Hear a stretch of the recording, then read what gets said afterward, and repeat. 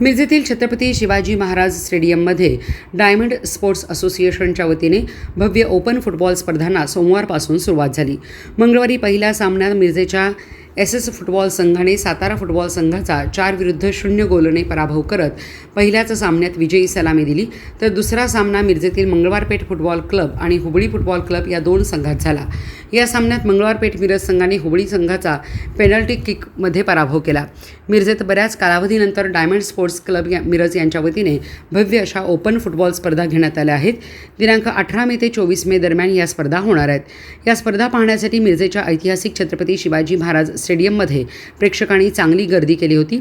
या स्पर्धेचे संयोजन डायमंड स्पोर्ट्स असोसिएशनचे अध्यक्ष शब्बीर शेख, सांगली जिल्हा फुटबॉल असोसिएशनचे सचिव अतिश अग्रवाल, रमेश माने, मुन्ना नायकवडी, पीटर शेख, अली शेख, अबिद शेख, फहीम शेख, सतीश चिखलगार, मेहबूब शेख, शहाबुद्दीन शेख, मलिक नायकवडी, दिलावर नरवाडे, खलील शेख यांनी केले आहे।